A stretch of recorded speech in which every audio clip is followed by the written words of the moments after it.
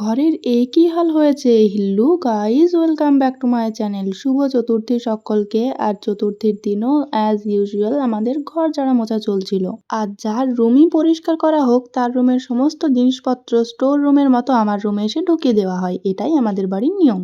আর সেই দিন চলছিল আমার মাতা পিতার রুম পরিষ্কার, তাই স্বাভাবিকভাবেই আমার রুমটাকেই তারা স্টোর রুম হিসেবে বেছে নিয়েছিল। না শুধু আমার রুমটা নয়, পুরো ওপরটাকেই বলতে গেলে।